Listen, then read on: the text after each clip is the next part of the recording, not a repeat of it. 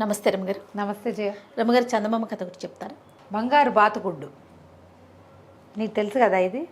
తెలియదు రమగారు. బంగారు బాతుగుడ్డు కథ తెలీదని? కథ తెలుసు, అంటే మీరు చెప్పేది అదేనా అని డౌట్ నాకు. అదే కదా పేరు, అది కథ, అది కాదు. అలాంటిదే. ఓకే. ఓ పల్లెటూరులోనట ఓ చిన్నోడు అని ఒక పిల్లవాడు ఉండేవాడు. వాడేవో పాప అమ్మ నాన్న లేరు, ఓ చిన్న ఇల్లు ఉంది వాడికి, చాలా చిన్నది. ఇంట్లో ఉండేవాడు. వాడికి 14 ఏళ్ళు వచ్చేసరికి 10 చిన్నప్పుడే అమ్మ పోయింది, తర్వాత నాన్న పోయాడు. వాడు ఆ పని ఈ పని చేసుకునేవాడు. అయితే వాడికి ఒక కోడి ఉండేది. పని ఉన్నప్పుడు పని నుంచి 10 రూపాయలు తెచ్చుకుని వండు తినేవాడు. ఏమి పనులు లేవనుకో, కోడేవో 2, 3 గుడ్లు పెట్టేది. ఆ గుడ్లు ఉడకేసు తిని ఏదో కాయ కసురు తిని కాలక్షేపం చేసేవాడు. కులాసాగా ఉండేవాడు. అయితే ఈ కోడికి వాడు మామూలుగా వడ్లకి వాటికి పనికి వెళ్ళే రోజుల్లో చక్కగా వడ్లు, గరిగలు అవి ఇవి ఉంటాయి కదా, ధాన్యాలు, అవన్నీ తెచ్చి కోడిని మేపేవాడు. కోడి మంచి కండబట్టి బలంగా ఉండేది. ఓకే. పుష్టిగా ఉండేది. దాని గుడ్లు కూడా బలవర్ధకమైన గుడ్లే కదా వస్తాయి. కోడి బలంగా ఉంటే గుడ్డు బలంగా ఉంటుంది. అక్కడి నుంచి పక్కింట్లో గురువులని ఒకడు ఉండేవాడు. వాడికి ఈ చెలోపొలో ఉండే ఈ చిన్నండి చూస్తే వాడికి మంటగా ఉండేది. పొరుగు గిట్టదు, పొరుగు ఓర్వడు. కొంతమంది ఇప్పుడు మనం కూడా చూస్తాం చూడు, వాళ్ళకి మనకి ఏముండదు. ఒట్టిగా మనం చూస్తే కళ్ళల్లో నిప్పులు పోసుకుంటారు. ఎందుకు పోసుకుంటారో తెలియదు. అదో జాతి, ప్రత్యేక కల్ట్ అనమాట అది, నిప్పులు పోసుకునే కల్ట్.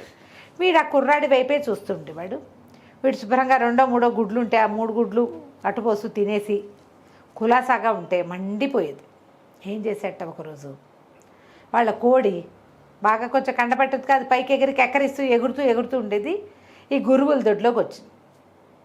బాగా కండపెట్టి ఉన్న కోడిని చూసేసరికి వాడికి పిచ్చ ఉత్సాహం వచ్చి శుభ్రంగా దాన్ని కాల్చుకుని తినేసాడు. దుర్మార్గుడు కదా. మరి కాల్చుకు తిన్నాడు.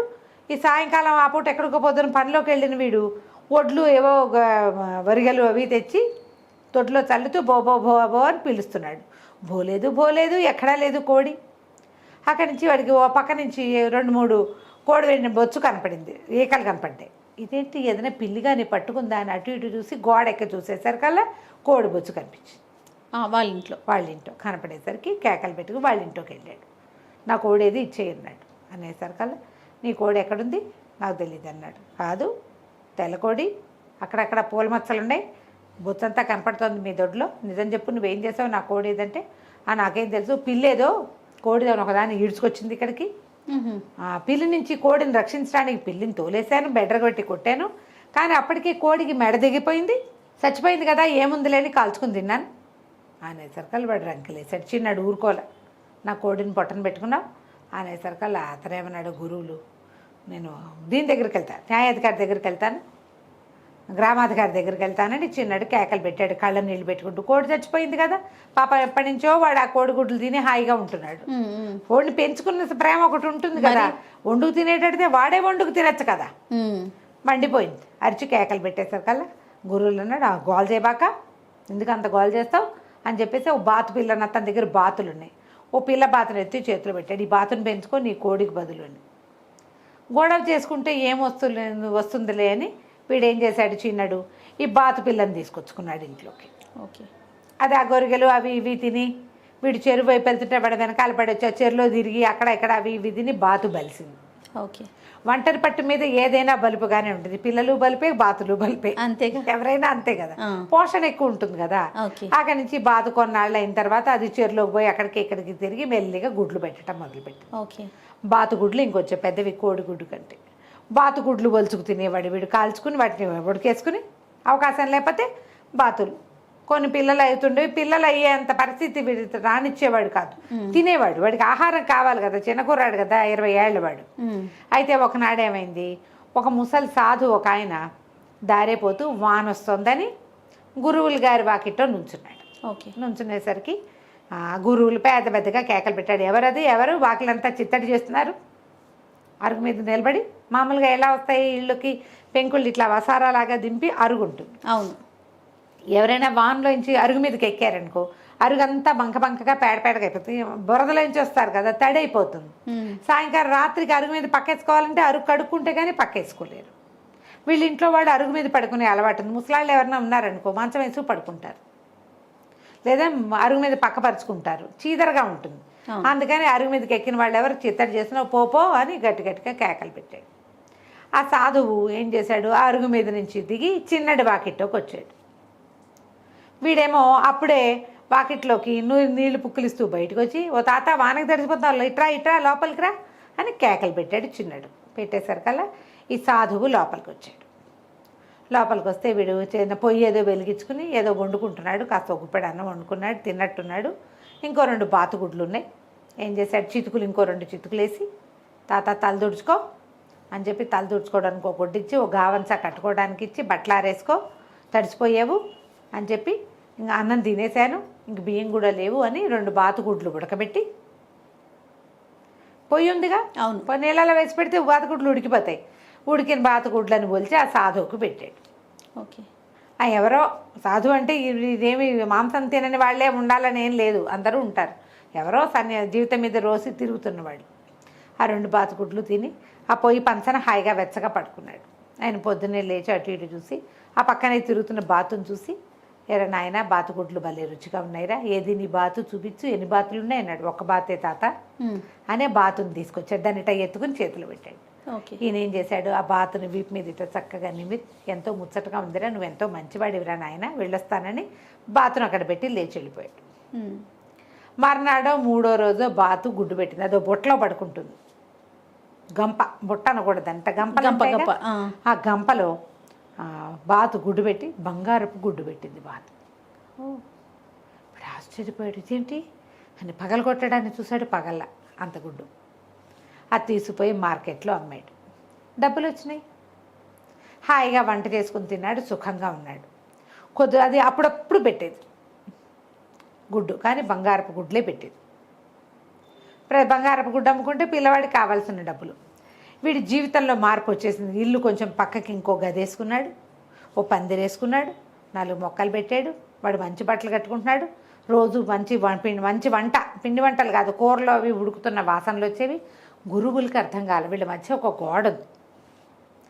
ఏమిటి వీడి జీవితం ఎట్టా బాగుపడిపోయింది, ఏం జరిగింది అని చూస్తూ ఉండేవాడు. ఒకనాడు ఆ బాతు బుట్టంతా కింద రెట్టలతో నిండుంది. బుట్టతో పాటు దాన్ని బయటికి తీసుకొచ్చి బుట్ట దులిపి అందులో ఉన్న బాతుగుడ్డుని జేబులో వేసుకోవటం చూసేసాడు గురువులు. బంగారు బాతుగుడ్డు అంటే ఏదో జరిగింది, వీడి దగ్గర బంగారు గుడ్లు వస్తున్నాయి, అందుకే వీడికి డబ్బులు వచ్చాయి. ఏం చేశాడు, చుట్టుపక్కల వాళ్ళు ఎవరో ఇద్దరు తనలాంటి వాళ్ళని 2 దేభ్యంగాళ్ళని పిలుచుకొచ్చి, అరే వీడు మా బాతును కొట్టేసినట్టు సాక్ష్యం చెప్పాలి మీరని న్యాయాధికారి దగ్గరికి తీసుకుపోయాడు. ఓరిని. ఆయన న్యాయాధికారి ఊళ్ళో లేక ఆ ఊరికి చిన్న రాజుగారు ఉన్నారు, రాజుగారి దగ్గరికి పంపించారు. పంపిస్తే మా పక్కింట్లో ఉన్న చిన్నడు మా బాతుని కొట్టేశాడు, దొంగతనం చేశాడు అని చెప్పి ఫిర్యాదు ఇచ్చాడు. రాజుగారు బాతుతో సహా చిన్నడిని తీసుకురండి అన్నారు. బాతును వెంబడబెట్టి సంకల పెట్టుకుని చిన్నడు వెళ్ళాడు.